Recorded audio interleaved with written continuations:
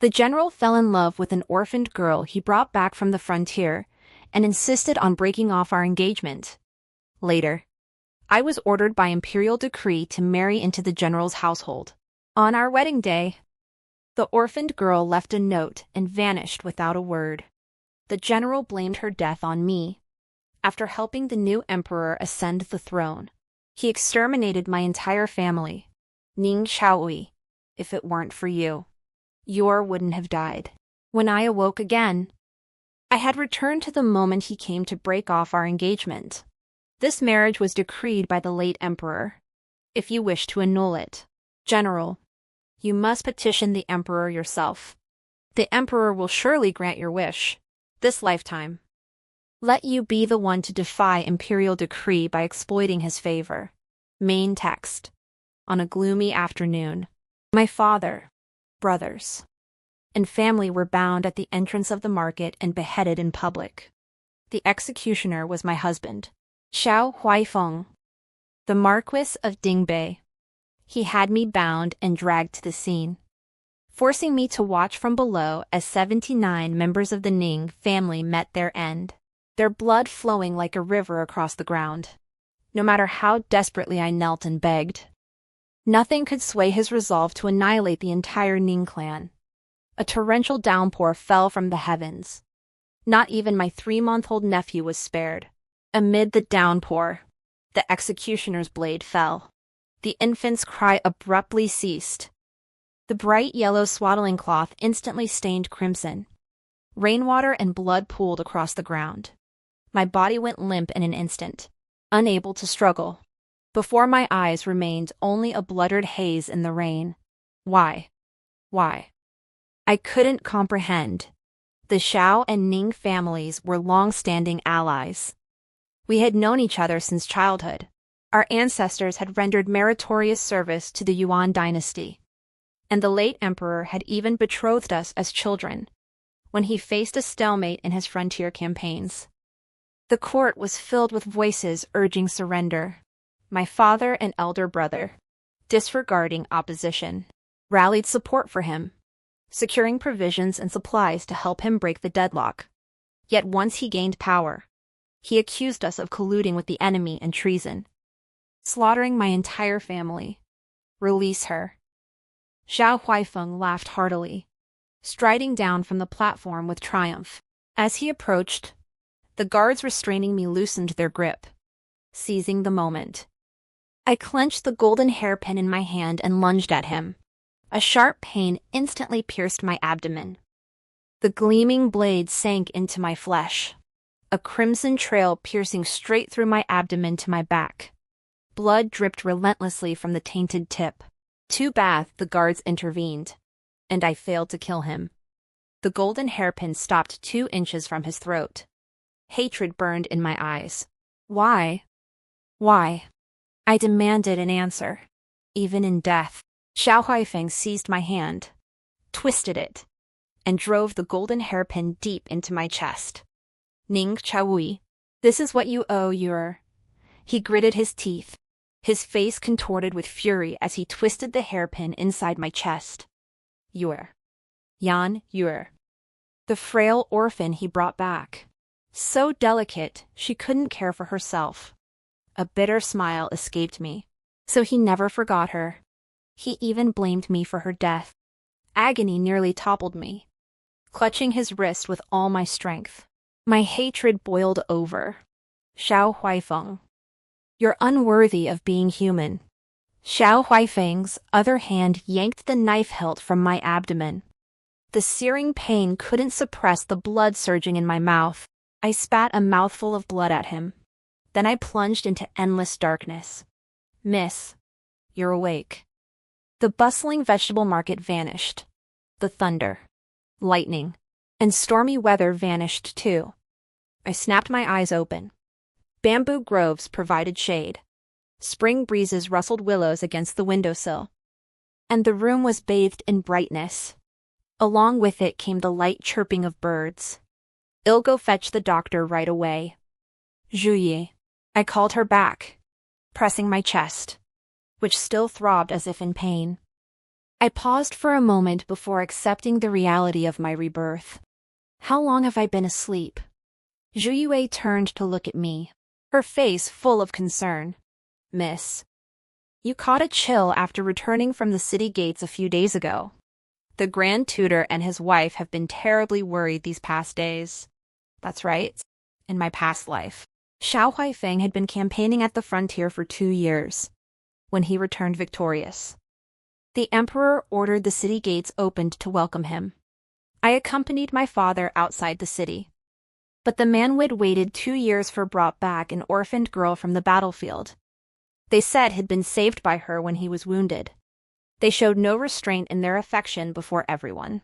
After he declared, "I will treat Yuer well," I became the laughingstock of the entire court.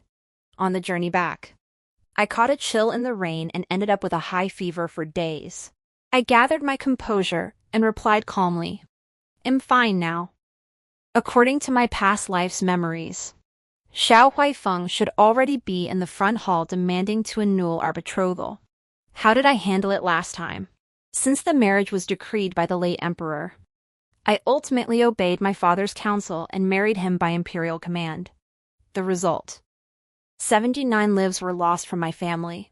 This time, I too wish to break the engagement. But defying an imperial decree that is not for me to do. Ignoring Yuer's attempts to stop me, I dashed straight toward the front hall. Before I even entered, I heard my father's furious rebuke. "Xiao Huaifeng, have you swallowed all your learning? Have you considered Chaoyi at all? How can you justify this to her?" Xiao Huaifeng and I had been childhood sweethearts. During the late emperor's reign, our mothers arranged our marriage by showing each other our unborn children's bellies. Thus we grew up together from childhood. I excelled in literature. He loved martial arts. Whenever he accompanied the old general on campaigns, he would always write me letters. Upon returning, he'd bring me delightful trinkets, tell me tales of the outside world, and sneak me over walls to explore the night markets. Before this, I never doubted our future together. But now, things are different. As I stepped inside, I overheard Xiao Huaifeng's scornful words. "Grand Tutor, my daughter and I are destined to be apart. You always prided yourself on being from a noble family. Surely you wouldn't want her to suffer any hardship with me, you bastard!" Father slammed his teacup in rage. "Father." I rushed forward to support my elderly father. Overcome with rage, he coldly ordered me to step back. Just like in my past life, Xiao Huaifeng looked at me and sneered. "Yuer and I are mutually devoted. I've already promised her the position of primary wife. As a noble lady of distinction, Chaoyi surely wouldn't stoop to such clinging behavior. It would be beneath her dignity, wouldn't it? In my previous life, though heartbroken by his treatment, I had still reasoned with him or marriage was an imperial decree, not something we could simply annul. Little did I know that to him, my pleas had been seen as clinging on. "Very well. This life, I shall grant your wish." Seeing my silence, Xiao Huaifeng continued. "If you insist on marrying me, it can only be as a concubine, you insolent fool. This is outrageous." Father's face flushed crimson with fury. I steadied father and gazed calmly at the man before me, familiar, yet utterly alien. "Very well. I agree to annul the betrothal." Father snapped. Silence. "Are you defying the imperial decree?" This was precisely how my future had been crushed in my previous life by that very decree. This time, I would protect myself. "Father, since General Xiao has made his decision, we cannot force him." After speaking, I turned to Xiao Huaifeng. "If you wish to marry another, you must petition the emperor to annul our betrothal." Father roared in fury. "Absurd. Have you no regard for your reputation?" Xiao Huaifeng ignored his father's fury, thick-skinned as ever. "Since Chaoyi also wishes to annul the betrothal, why not have the Grand Tutor submit a memorial explaining the reasons?"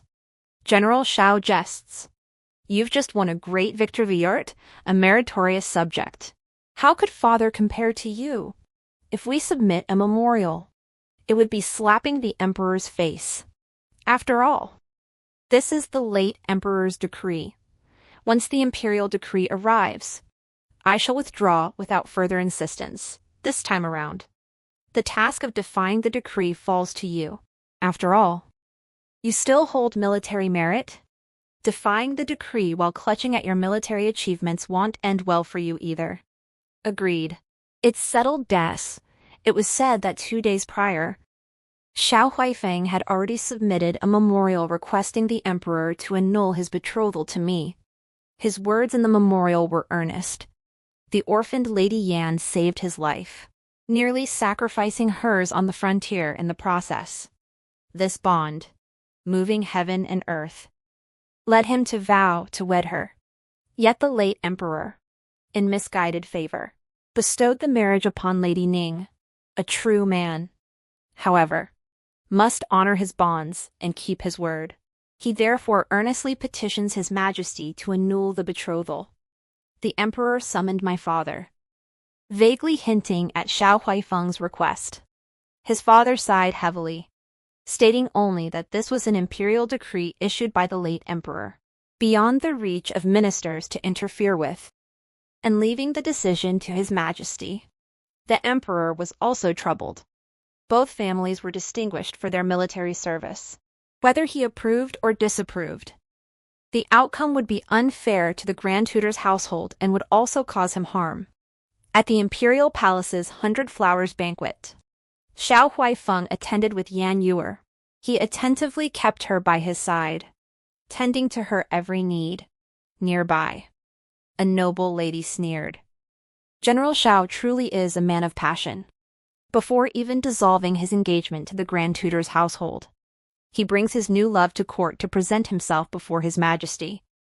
But General Xiao is a meritorious hero who repelled the barbarian invaders at the border. Not everyone possesses such prowess. HMPPH? Looks like the general's wife title might be up for grabs soon, if you ask me. Miss Ning of the Grand Tutor's household shows true grace. Zhu Yi was about to storm over, but I stopped her. Miss, don't listen to that gossip. An imperial betrothal granted by the late emperor isn't something one can easily renounce. I pressed her hand down and shook my head. Zhu Yi's words trailed off abruptly. In my previous life, my heart was broken. I begged my father to petition the emperor to annul the marriage, only for the emperor to accuse me of defying his decree and committing high treason. In the end, my entire family nearly suffered the consequences, and I had no choice but to obey the imperial command and marry Xiao Huifeng. Yet he believed I was acting, deliberately trying to tear him and Yan Yuer apart. So in this life, our roles are reversed. Let him wield imperial favor to defy the decree, while I play the victim. Miss, General Xiao is approaching, Zhu Yue whispered. I looked up to see Xiao Huifeng, clad in a purple ceremonial robe trimmed with silver thread, walking this way with the crown prince. Yan Yuer by his side. The snide remarks behind us instantly fell silent. Everyone curtsied to the crown prince in greeting. No need for formalities, the crown prince said with a faint smile. Since the ladies are here enjoying the flowers, I shan't disturb your elegant pastime. General Xiao, would you accompany me for a stroll over there?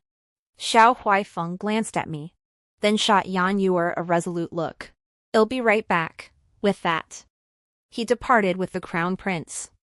Yan Yuer stood beside him like a startled fawn, her pale pink gauze robe resembling a delicate white blossom just beginning to open. Someone approached with a laugh. So you're that orphaned girl. Still, someone of low birth with such cunning. Indeed.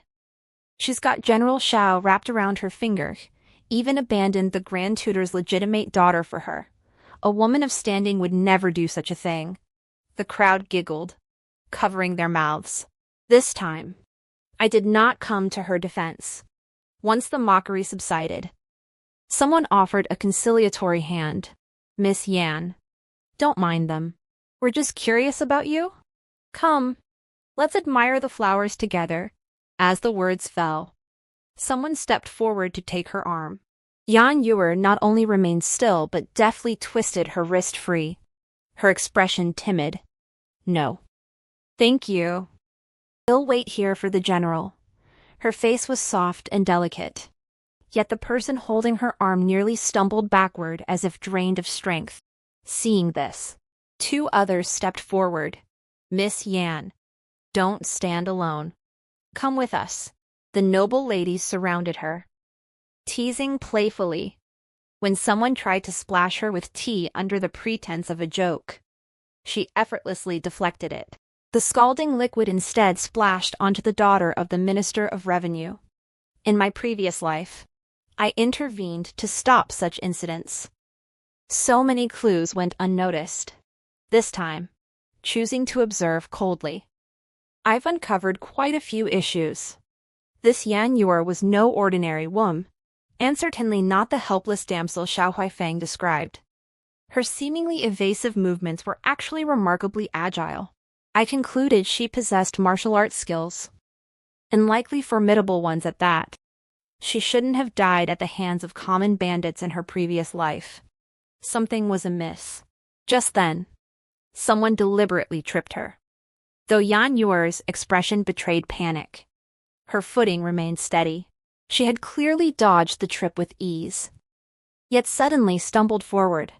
At the last moment, Xiao Huifeng caught her. General. Yuer's eyes glistened, her face the very picture of a delicate flower on the verge of tears. Xiao Huifeng swept his gaze across the crowd, finally fixing it on me with visible anger. Ning Chaoyi. Don't push your luck. What fine upbringing the Grand Tutor's household has provided to raise such a jealous and vicious woman as you. Seeing Yuer's feigned vulnerability only fueled his rage further. Ning Chaoyi. Apologize. Apologize to Yuer. I'll pretend this never happened. I burst out laughing in disbelief. How blind must I have been in my past life? Now Xiao Huifeng looked like a complete fool to me. Yuer's act was convincing, but anyone with half a brain should have realized. On a war-torn frontier, how could a helpless orphan girl possibly save him, a man gravely wounded and pursued by enemy troops? Even if he hadn't thought much of it at first, after spending time together as he claimed, did he truly never suspect her afterward? Now it seemed he hadn't doubted her at all. Otherwise, Yuer wouldn't have stayed by his side for so long. Ning Chaoyi. Have you gone mute? I'm the one calling off the engagement. What's the point of bullying Yuer like this? Your hypocritical act is truly disgusting. I've already petitioned the Emperor to dissolve the betrothal. Stop wasting your breath. I forced a cold smile. My turn to take the stage.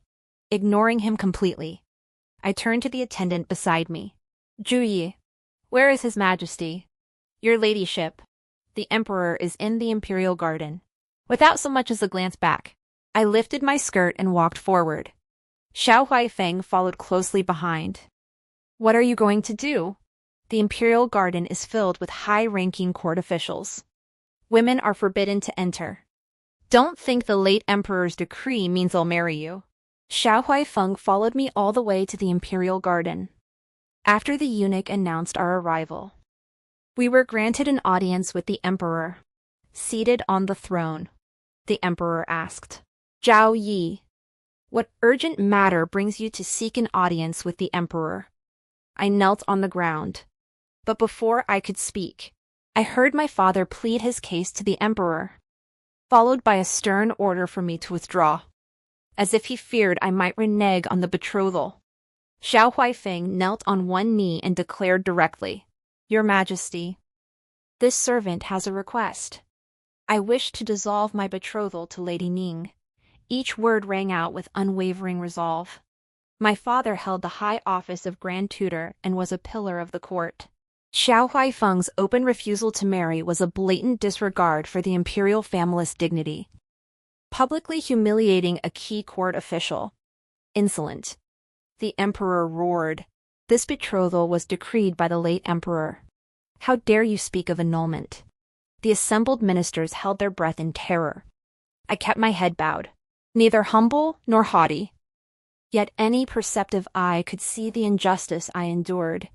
This marriage was not one I had sought. Yet I bore the humiliation of rejection. Xiao Huaifeng knelt rigidly upright. Your Majesty, upon my victorious return, you promised to reward me for my service. The reward I seek is the dissolution of my betrothal to Lady Ning. Your Majesty's word is law. Lady Yan and I share mutual affection. I beg your grace to grant this union. Well, now it was finally his turn to defy the imperial decree by leveraging his merits. At his words, all eyes turned to me. Some looked with sympathy, some with pity, some as spectators. Only when the emperor's expression darkened and the standoff intensified did I speak. Your Majesty, General Xiao has earned military merit this time. He and Lady Yan are deeply in love. They have faced life and death together, sharing hardships as comrades. Yet I, having received the Imperial family's favor, have taken Lady Yan's destined match. My heart is filled with guilt.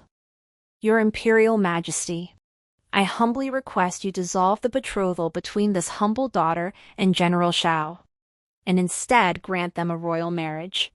I knelt in reverence, offering the Emperor a graceful exit, a perfect display of, in deeply wronged, but I won't say so. The Crown Prince, usually frail, spoke up then. Miss Ning truly understands propriety. The late Emperor likely intended this union to be a beautiful tale, since General Xiao and Miss Ning have no desire for it. Father, why not grant them their wish? Why would the Crown Prince intervene in this matter? I stole a glance upward, meeting a pair of deep, piercing eyes. I wondered silently. This Crown Prince seems different from my memory. Xiao Huaifeng pleaded, I beg your Majesty to grant this favor. I composed myself and echoed, we beseech your Majesty to grant us your blessing. The Emperor sighed and could only acquiesce. Besides dissolving my betrothal to Xiao Huaifeng, the Emperor praised my father for raising a well-mannered daughter and commended me for being knowledgeable and understanding. He bestowed a pile of gold, silver, and jewels as rewards to appease my father and me. He even granted me the title of Princess of Anning. Thus, my status now surpassed even Xiao Huaifeng's, and I had successfully avoided marrying him. The capital buzzed with rumors about my broken engagement. I paid no heed to the outside commotion. The day I returned home, I entrusted my elder brother to send men to the frontier to investigate Yan Yuer's background. Meanwhile, I revisited everything that unfolded after Xiao Huaifeng returned to the capital in my previous life. Xiao Huaifeng failed to dissolve our betrothal. After the 100 Flowers banquet, he disregarded my dignity, parading Yan Yuer around daily. His displays were blatant and unapologetic. This time, having successfully annulled the engagement, his behavior only intensified. I stationed spies at the locations he frequented in his past life, and they did not disappoint. According to reports from my servants, they visited different places each day, but invariably ended up dining at the returning traveler inn. This pattern persisted for over a month without fail. It piqued my curiosity. Even the most exquisite cuisine would grow tiresome after half a month of continuous consumption, especially for Xiao Huaifeng, who had been raised in luxury since childhood. Around this time, I also received a letter from my elder brother. It revealed that Yan Yuer was from Jiangbei. Over a year ago, famine struck her hometown. She fled with her parents to the border, but they fell ill and died along the way, leaving her utterly alone and helpless. Later, when war erupted at the frontier, Xiao Huaifeng was ambushed by enemy troops and gravely wounded. She rescued him. While at the border, she showed no signs of anything suspicious. The cleaner the background, the more suspicious it seemed. Wouldn't a normal person fleeing disaster head for a bustling place? Why would she hide in such a desolate, inhospitable area? There was only one possibility. She had a compelling reason to go there. The next day, I changed into men's clothing, took Yuer with me, and went personally to the return inn. Xiao Huifeng had never brought me here before. Yet now he came so frequently. There was only one explanation. Yuer wanted to come. By noon, from my window seat upstairs, I saw Xiao Huifeng arrive with Yuer. They chatted and laughed as they entered a private room. Moments later, Xiao Huifeng emerged alone, leaving Yuer inside. My mind racing, I casually fanned myself as I strolled over, slowing my pace near the room. I strained to hear the sounds within. Faint, disjointed whispers drifted out. Got the item yet? Not yet. I'll hurry. Use Xiao Huifeng well. Just as I considered edging closer, a sharp voice snapped from inside. Who's there? Startled, I spun around only to have a hand clamp over my mouth as I was swiftly dragged into the adjacent room. The next moment, I heard the door open. The figure behind me still held me tightly. Through the crack, I saw Yuer rush out, her expression wary as she stared at the waiter standing at the doorway with a tray of food. The waiter looked panicked. Sir, I'm delivering your meal. Yuer scrutinized the situation for a moment, satisfied there was no cause for alarm, before allowing the waiter to bring the food inside. Only after she closed the door behind her did I exhale a heavy sigh of relief. Turning around, I saw that the person who had covered my mouth was none other than the Crown Prince, dressed in plain clothes. I was surprised to encounter him here of all places. In my memory, the Crown Prince was frail, raised in the palace all his life, except for that time at the Hundred Flowers banquet. My impression of him was always one of frailty, perpetually sipping ginseng broth. The Crown Prince sensed my hesitation and silently gestured for me to enter. Dressed as a man, I couldn't curtsy in return, so I bowed with clasped hands instead. I followed him into the inner compartment. I asked, Your Highness, what brings you here? The Crown Prince sipped his tea and looked at me. What brings you here? Chaoyi. After a moment of eye contact, I suddenly smiled.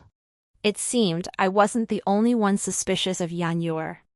The enemy of my enemy is my ally. I laid my cards on the table. I suspect Yuer has ulterior motives for approaching Xiao Huifeng. The Crown Prince glanced at me. You still wish to marry Xiao Huifeng? Was it just me? Or did his tone sound strangely bitter? No, I replied, my expression sour. The Crown Prince took a letter from his attendant and pushed it toward me. Without another word, he continued sipping his tea. I opened it without hesitation. Well, he was investigating Yuer too. His findings were more detailed than my brother's. Beyond her 2 years at the frontier, the Crown Prince had sent men to Zhongbei and other regions to gather information. Following Yuer's account, they located her hometown. Yet villagers insisted every household bore the surname Lino. A single Yan family existed and none recognized the girl in the portrait. Moreover, her appearance at the border coincided suspiciously with Xiao Huifeng's first major victory over enemy forces. Does this surprise you? The Crown Prince asked. I shook my head. After all, I'd long harbored suspicions. When did you learn this? I asked. My elder brother had spent over half a month uncovering mere fragments. While the Crown Prince's investigation proved far more thorough, manpower and resources required were staggering. The Crown Prince smiled without answering, lifting his teacup. The tea here is excellent. The first prince certainly spares no expense. Another bombshell. This place belongs to the first prince. I gasped. These seemingly unrelated events now seemed to be slowly connecting. Lately, the Crown Prince often invited me out for excursions. Each destination held some new discovery. making me wonder if he knew something, or if he, like me, had been reborn. But whenever I pressed for specifics, he'd laugh it off and steer the conversation elsewhere. I didn't mind, regardless of his circumstances. As long as our goals aligned, it was enough. 2 days ago, the Crown Prince invited me to tour the lake again. He revealed that spies from the Great Jin Kingdom had been seen moving about the capital recently. Your Highness suspects someone is secretly colluding with the enemy nation. The Crown Prince only smiled without answering, then added, "Half a month ago, a band of bandits suddenly emerged 10 li west of the outskirts of Jingshan City. They've been raiding homes and plundering, causing the common folk to suffer terribly. Could these two events be connected?" My heart lurched. In my previous life, Yuer had died at the hands of bandits precisely 10 li west of Jingshan City. Yet in that lifetime, he'd never heard of bandit activity in the area until the very moment of her death. Had someone concealed the truth behind Yuer's death? Or had I simply failed to uncover the bandit uprising in time? I asked. Has the court dispatched troops to suppress the bandits? Ning Chaoyi, brother. I was taken aback. In my previous life, the Ning family hadn't been involved in this matter. Fear not. He is going in my stead. I trust he will handle it well. The Crown Prince gazed at the lake, his expression cool yet resolute. After a moment's thought, I said, Yuer's identity is suspect. On the 5th day of next month, something significant will occur 10 li west of Jingshan City. Your Highness may make preparations in advance. Since my brother chose to aid the Crown Prince, he must be trustworthy. The 5th day of next month was the day I married Xiao Huaifeng in my previous life, the day Yuer died. This time, by eliminating the bandits early, I'll see how she meets her end. The Crown Prince suddenly grasped my hand, lowering his gaze to meet mine. After a long moment, he said, "In all the realm, only Chaoyi is worthy of this prince. Will you accompany me upon returning to the mansion?" I had barely stepped from the carriage when someone called out, "Ning Chaoyi, where have you been?" I turned to see Xiao Huaifeng, his face flushed with anger. That's a rather peculiar question from a general. Why? Am I not allowed to go out? Xiao Huaifeng glanced at the carriage, then at Zhu Ye, signaling her to withdraw with his eyes.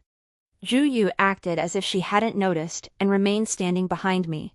Xiao Huaifeng coldly demanded, "Did you go out with the Crown Prince again?" "Lately. Everyone's been talking about you and the Crown Prince." I cut him off immediately. "What business is it of yours? I won't spoil General Xiao and Miss Yan's enjoyment, so please don't spoil mine." With that, I turned and walked away. Xiao Huaifeng shouted after me, "Ning Chaoyi, you'll regret this." I paid him no mind, ordering the servants to shut the manor gates behind me.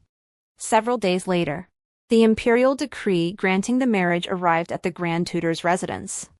The decree read, "Ning Chaoyi, gentle and humble, of outstanding virtue and beauty, has greatly pleased the emperor. The Crown Prince has reached the age of marriage. It is decreed that she be wed to him, and a favorable date shall be chosen for the wedding." Holding the decree, a flicker of joy touched my heart. At last, I was walking a different path from my past life, alongside the edict. The emperor bestowed a pile of gifts, and the Crown Prince also sent a trove of treasures. Before I could finish counting them, Zhu Yu reported that Xiao Huaifeng had arrived. I couldn't be bothered to see him. Zhu Yu intercepted him at my courtyard gate, sneering, "General Xiao, how fortunate you find the time today. This is the young lady's private quarters. Uninvited guests are not permitted to approach." Xiao Huaifeng, who was usually straightforward, was furious at being stopped. "Ning Chaoyi, have you lost your mind? I kindly warned you last time, and you still won't let it go. The Crown Prince is no suitable match. Why not find a scholar or literate man to marry instead?" Why must you cling to the dragon and phoenix? Just as I was about to step out to scold him, I heard the crown prince's derisive chuckle. General Shao speaks with great boldness. If I, the ruler of all under heaven, am not a suitable match for Chaoyi, then who could possibly be? Xiao Huaifeng, caught off guard by the crown prince's sudden visit, flushed crimson and stammered, "Your Highness, forgive me. I didn't mean." "Then what did you mean, General?" The crown prince clearly wouldn't let it go. Zhao Yi is a county princess personally bestowed by the emperor. There's no question of one of us climbing above the other. Xiao Huaifeng stammered again. "Your servant," spoke out of turn. "Your servant and Zhao Yi." Before he could finish, he corrected himself. "Your servant and the county princess grew up together. I was merely concerned." "General Shao." The crown prince cut him off, his usually gentle features now icy. "Zhao Yi is my crown princess consort. How dare you speak ill of her?" Xiao Huaifeng hastily pleaded. "Your Highness, I dare not." The crown prince sneered coldly. "When you see the crown princess henceforth, remember the distinction between sovereign and subject.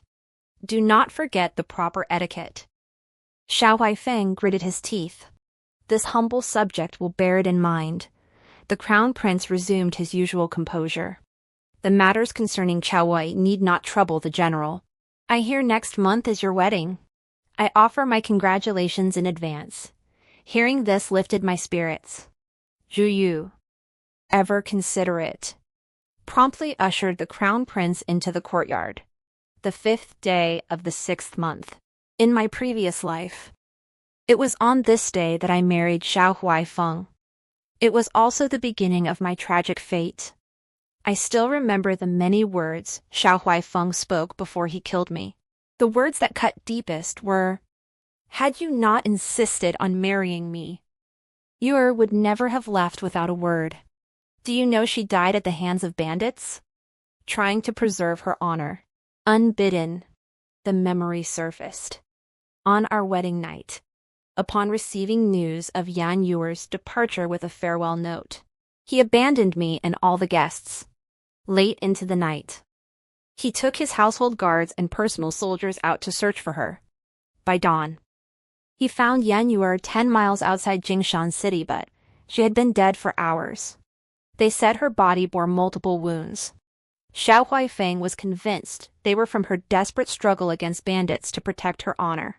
From that day on, his hatred for me turned to venom. In this life, it was Yan Yuer who married Xiao Huaifeng. We'll see if Yan Yuer leaves tonight. Unlike the previous life, this time, under the crown prince's arrangements, my elder brother led troops to suppress the bandits in advance. Interrogation revealed they were merely displaced people from elsewhere, with nowhere to go. They gathered in a dilapidated temple outside the city, begging for food in the city by day and sleeping in the temple by night.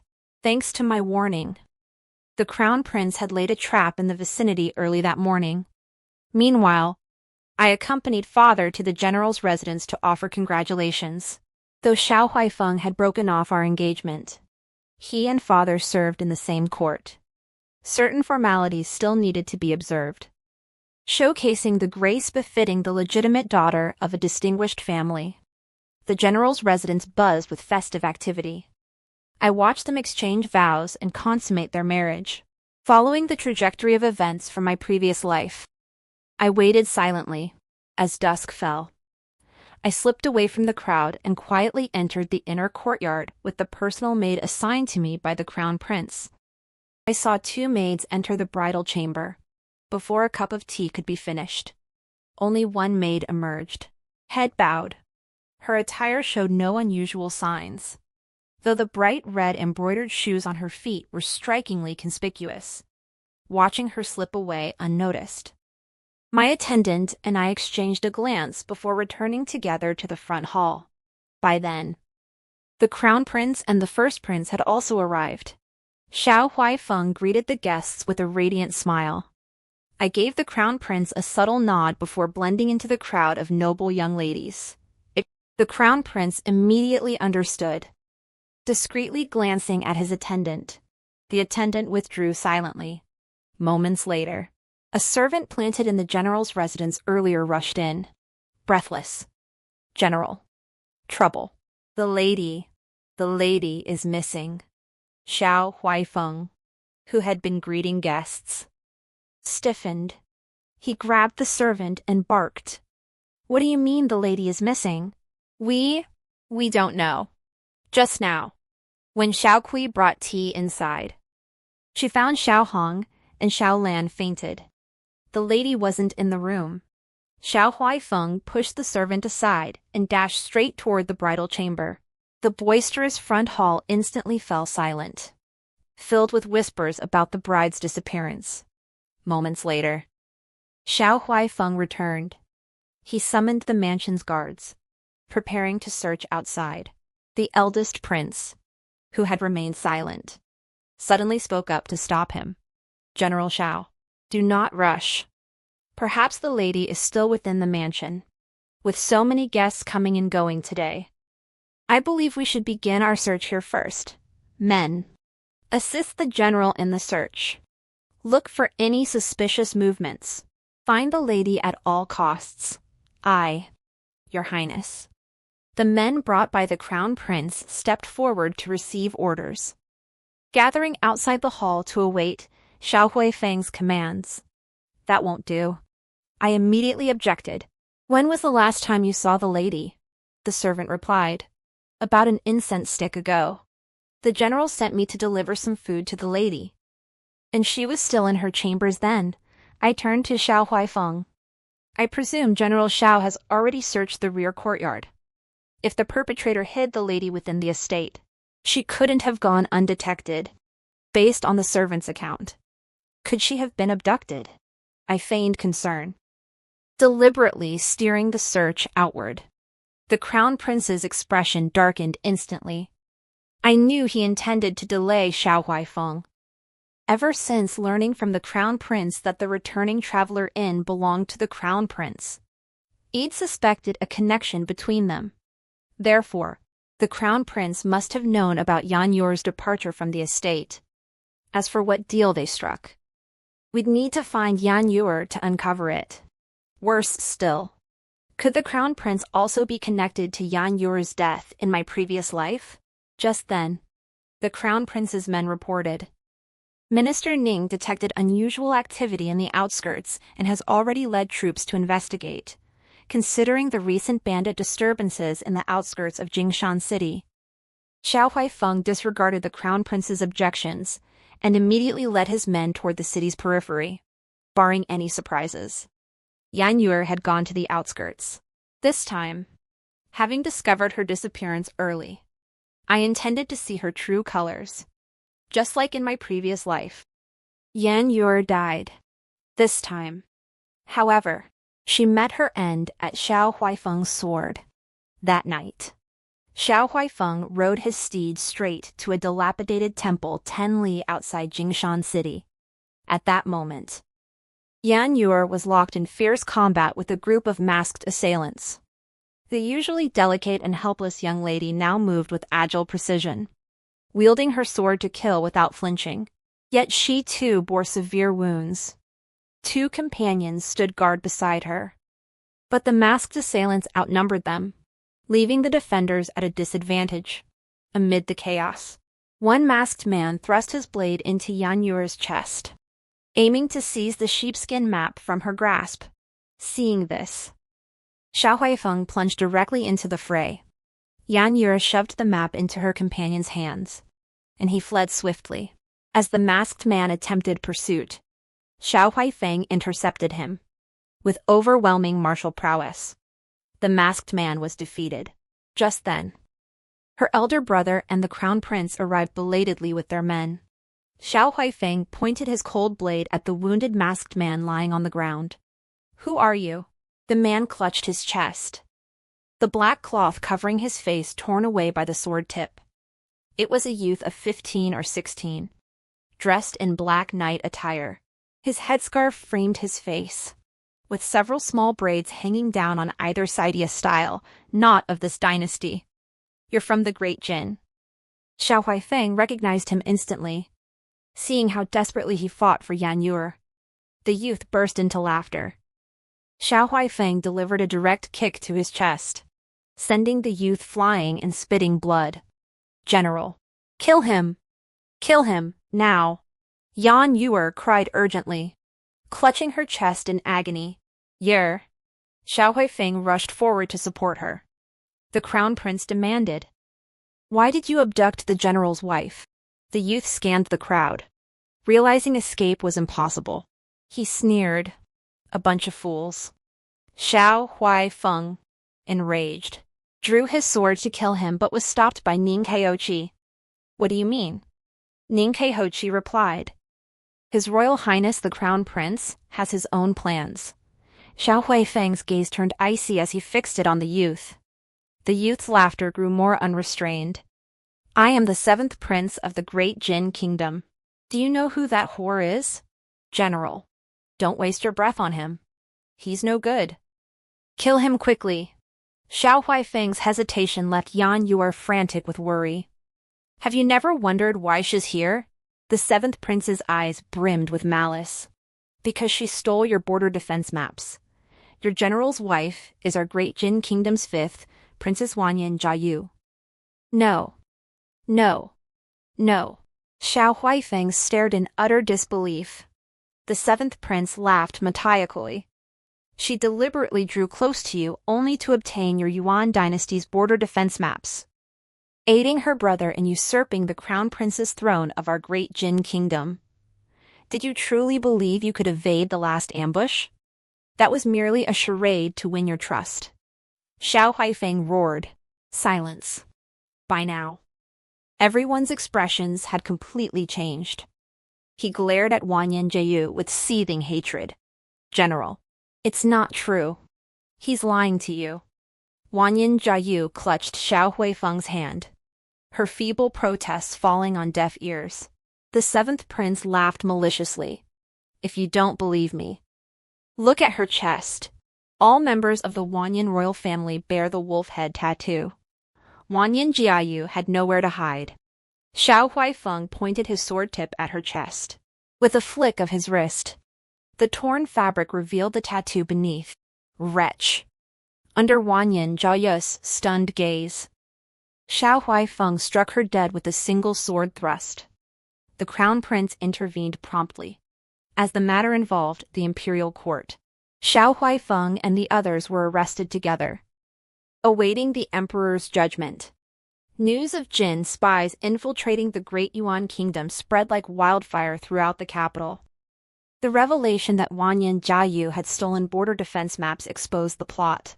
The Emperor stripped Xiao Huaifeng of his command and ordered the Deputy General to temporarily lead the 3 armies to guard against enemy invasion. 2 days after Xiao Huaifeng was imprisoned, word suddenly came that he wished to see me. I refused. The 7th Prince of Jin demanded daily audiences with the Emperor from his prison cell. When the Crown Prince visited, the prisoner refused to speak. Given the gravity of the matter, the Emperor dispatched the Crown Prince to inspect military camps nationwide. Days after the Crown Prince's departure, the 7th Prince was found dead in his cell. An apparent, violent death. Ning Chaoyi was commissioned to investigate the case. Speculation ran rampant. The Emperor summoned his ministers to the palace to deliberate countermeasures. The Imperial astrologer reported that celestial omens indicated potential calamity for the Great Yuan Dynasty this year, advising a pilgrimage to Mount Wutai for blessings. Chengde Temple lay 100 kilometers from the capital. Thus, the Emperor decided to have the eldest prince temporarily assume the role of regent. He himself would lead the remaining princes and all court officials of 4th rank or higher to Mount Wutai to pray for the nation's welfare. As the future crown princess, I was also included in the entourage. After the entourage departed, the crown prince seized his opportunity to act. On the first day of the emperor's absence, rumors began swirling in the marketplace. The seventh prince of the Jin kingdom had perished in the Yuan imperial prison. Jin forces were mobilizing to attack the Yuan, causing widespread panic and a flight of refugees. On the second day of the emperor's absence, looting and pillaging erupted in the capital. Citizens beat the drums of petition, pleading for the crown prince to deploy troops and restore order. On the third day of the emperor's absence, the crown prince visited Xiao Feng in the imperial prison. After an hour of private discussion, the crown prince departed, and Xiao Feng was released. That same day, the crown prince, clad in full military attire, led the imperial guards, accompanied by Xiao Feng and the Xiao family troops, setting out for Mount Wutai under the pretext of rescuing the emperor. Meanwhile, taking advantage of nightfall, Wanyan Zong, the third prince of the Jin dynasty, launched an assault on Mount Wutai, plunging the mountain into chaos. My father and I had already taken the emperor to hide in another camp. The distant sounds of battle were so fierce and terrifying that it was hard to tell how long we could remain hidden here. Jinyang troops. Outside. The emperor's voice trembled. I too felt uneasy. Your Majesty. Can we trust this now? Father replied. News reached the capital this evening. Before noon, the crown prince had released Xiao Feng and led the Xiao family troops to Mount Wutai. The emperor was stunned. Leading troops out of the capital without imperial permission was treason, especially since Xiao Feng's case remained unresolved. Yet the crown prince had released him without authorization. Heavy troops guard the mountain passes. Yet these Jin soldiers move as if unopposed. There must be an insider. Flames flickered through the tense fabric. The clamor of battle drew nearer. The emperor faltered, panic rising. What now? The camp is surrounded by Jin soldiers. Suddenly, an arrow shot through the curtain slit, embedding itself directly before the emperor. His father immediately shielded the emperor. A piercing bugle call sounded as Jin soldiers stormed into the tent. The space instantly became crowded. We retreated to a corner. The soldiers parted to form a path. One turned back, bowing and shouting. Third prince. The emperor of the great Yuan is here. The emperor cowered behind my father in terror. The tent flap lifted. The third prince of the great Jin, clad in black knight attire and wielding a scimitar, strode into the tent surrounded by his retinue. He regarded the emperor like a cat eyeing a fish on a chopping block. The emperor's voice trembled as he maintained his dignity. How dare you? I am the emperor of the great Yuan. How insolent. The emperor of the great Yuan. The third prince laughed, seemingly unconcerned. What are you laughing at? Protect. Protect His Majesty. Someone. Protect His Majesty. The third prince looked at us with imposing authority. Emperor of the great Yuan. Cease your cries.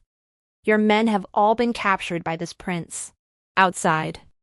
It is all my men now. The emperor saw the flickering torches outside the tent. His face twisted with terror. Then, a voice called from outside the tent. Father, fear not. Your son has come to rescue you. The eldest prince strode in, clad in full military attire.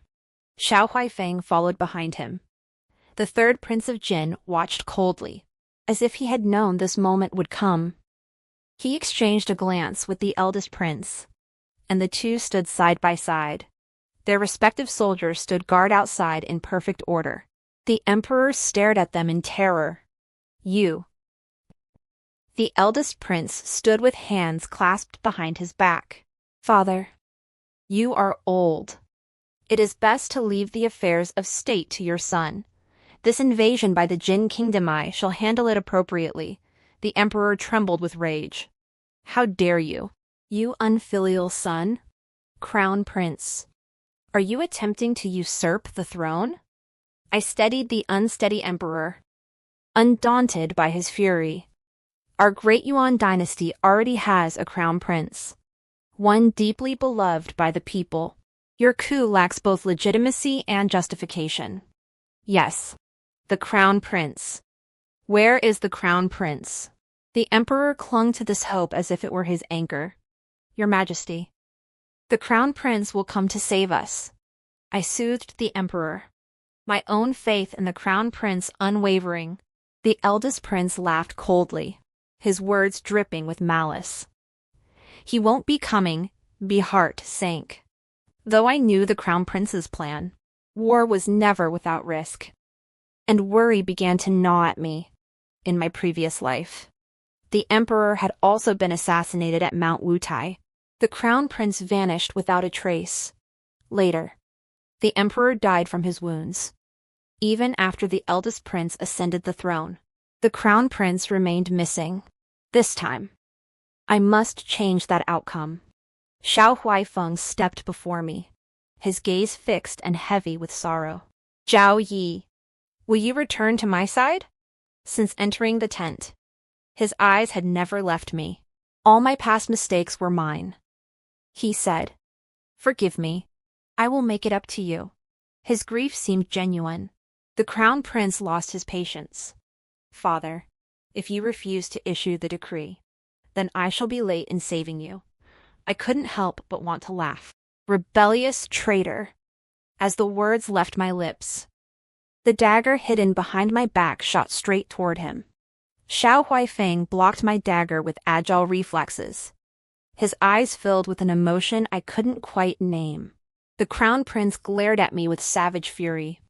You seek death, you beast. Do you dare attempt regicide? The Emperor, both terrified and enraged, shouted, I shall never issue that decree. He darted behind his father for cover. The third prince chuckled. The Crown Prince truly has not won the Emperor's favor. The eldest prince laughed bitterly in rage. I'm afraid I'll have to trouble the third prince for assistance. This prince has been delayed. Before he could finish, a sharp arrow whistled through the air. Xiao Huaifeng swung his long sword. Deflecting it, the rider leapt from his horse and charged into the tent. Zhao Yiheng, release the Emperor. The Crown Prince's sudden appearance made the eldest prince frown. You managed to return alive. I underestimated you. The Emperor's face flushed with excitement. The Crown Prince declared, our armies have encircled Mount Wutai. Zhao Yiheng has surrendered. The Crown Prince stubbornly resisted. This is perfect timing. Third Prince, kill him. Ilseed, 2 cities north of the river. The Emperor's eyes widened in fury. Beast. Rebellious son. The eldest prince declared. Once you're all dead, I'll proclaim it to the world. The people will only hear. The Crown Prince plotted rebellion and regicide. I arrived late to save the throne and executed him on the spot. My claim remains just and righteous. Do it. The third prince roared with laughter. Cruel and ruthless, the eldest prince truly has the makings of a great man. He signaled to an attendant beside him, as the eldest prince waited with confidence. The attendant pressed a curved blade directly against the eldest prince's throat. The blades that had been pointed at us all shifted direction. The situation reversed in an instant. Third prince. The eldest prince stared at him in disbelief. Xiao Huaifeng was also seized by the Jin soldiers. The Crown Prince bowed to the third prince. Thank you for your assistance. Third prince. Your Highness overstates the courtesy. I merely avenged my sister. The third prince glared at the 2 men with hatred. It turned out that the border defense map stolen by Wanyan Jiyayu had long been replaced by the Crown Prince. Moreover, while collaborating with the Wanyan siblings, he secretly contacted other princes, igniting internal succession strife within the Jin court that ultimately led to Wanyan Jiyahu's death. The Emperor, supported by attendants, strode forward and struck the first prince hard across the face. You ungrateful, disloyal wretch! I have never wronged you, yet you dare rebel. The first prince spat venomously. When have you ever treated me kindly? Simply because his mother was the woman you loved. He was named Crown Prince the moment he was born. But I am the eldest son. I surpass him in every way. Have you ever given me a proper glance? Guards, take him away, the emperor commanded. Xiao Huaifeng knew the tide had turned against him. He drew his sword for one final desperate strike. Lunging at the crown prince. The crown prince parried the blow and ordered the emperor to be escorted back first. The eldest prince then thrust his blade at the emperor. The crown prince threw himself in front to shield him, giving Xiao Huaifeng his opening. As he lunged at the crown prince, I gripped my hairpin and plunged it deep into his neck. The motion mirrored my actions in my past life. This time, however, only the tip of the pin remained visible, a testament to the depth of the wound. Blood gushed forth instantly. He clutched the wound. His eyes filled with sorrow as he looked at me. Zhao Yi. At that moment, the hatred in my eyes was impossible to conceal. He murmured. Sorry. The crown prince kicked Xiao Huaifeng aside and rushed to shield me, panic in his voice. Are you all right? Xiao Huaifeng's body slid slowly to the ground. His eyes, filled with cheap affection, fixed on me. You avenged me. Afterward, the palace coup was quelled by the combined efforts of the crown prince and his elder brother. The eldest prince was imprisoned in the heavenly dungeon. The emperor sentenced him to life imprisonment. A month later, he took his own life within the cell. Xiao Huaifeng died on Mount Wutai. The Xiao clan's ancestral honors were revoked. All members were demoted to lowly commoners, barred from participating in imperial examinations or holding official positions for 3 generations. The emperor, recognizing the Ning family's loyalty, appointed my elder brother as the first military commander to emerge from a civil official's household. The third prince became Crown Prince of Jin, signing an alliance treaty with our dynasty. Both sides pledged to safeguard border trade and foster economic growth. The court stabilized, and the people lived in peace and prosperity. A year later, on an auspicious day, I married the crown prince. As he lifted my veil, he whispered, Zhao Yi, I've waited for you for 2 lifetimes. The story concludes. Thank you for subscribing to this channel.